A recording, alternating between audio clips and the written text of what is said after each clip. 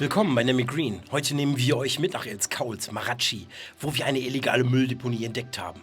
Diese unautorisierte Ablagerung gefährdet die Umwelt, die Tierwelt und die Gesundheit der Menschen. An diesem Standort treten aus verschiedenen Kanistern Ölrückstände aus, die den Boden und das Grundwasser kontaminieren. Diese Substanzen setzen Schwermetalle und Kohlenwasserstoffe frei, die Jahrzehnte bis Jahrhunderte benötigen, um sich abzubauen.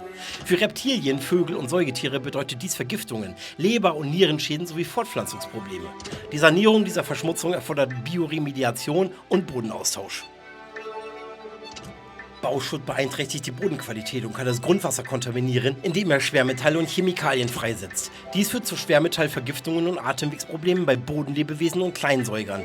Eine Erholung des Bodens kann Jahrzehnte bis Jahrhunderte dauern und erfordert Bodenaustausch und Phytoremediation. Diese illegale Mülldeponie stellt eine ernsthafte Bedrohung dar und erfordert dringende Maßnahmen. Unsere Moderatorin Lina wird euch nun direkt vor Ort mehr über diesen Ort erzählen. Bleibt dran, denn nach dem Nemi Green Intro zeigen wir euch weitere erschütternde Details. Vamos!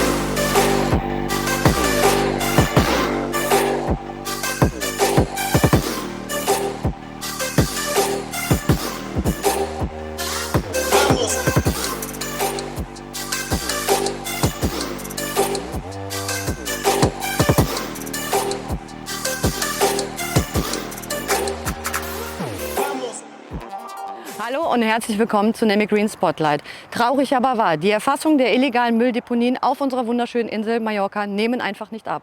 Heute berichten wir von einer neuen illegalen Mülldeponie auf unserer wunderschönen Insel.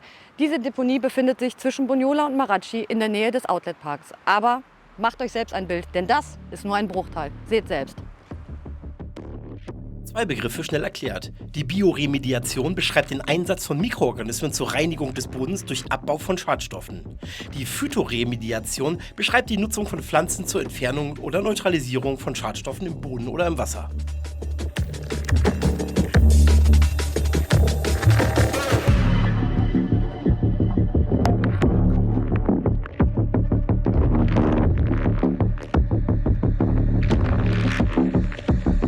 Die Farblöser auf der Deponie setzen giftige Dämpfe und Substanzen frei, die den Boden und das Wasser innerhalb von Monaten bis Jahren kontaminieren.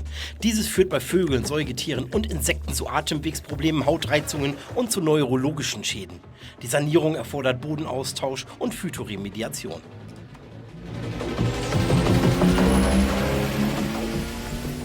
Plastikmüll zersetzt sich extrem langsam, oft über Jahrhunderte bis Jahrtausende und verschmutzt den Boden. Die Freisetzung von Mikroplastik und Additiven bedroht die Tierwelt, darunter Vögel und Säugetiere, die unter den Verdauungsproblemen und toxischen Wirkungen leiden können.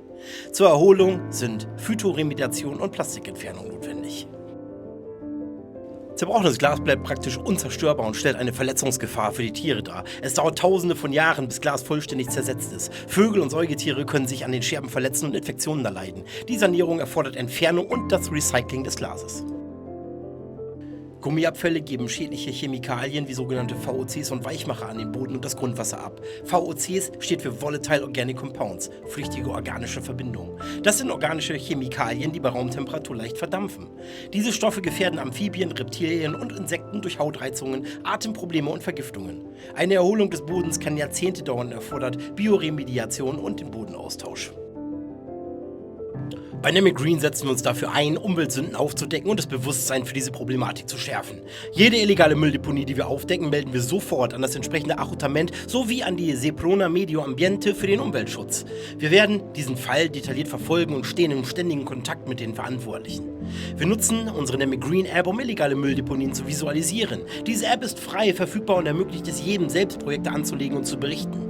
So sind diese Informationen jederzeit für alle einsehbar.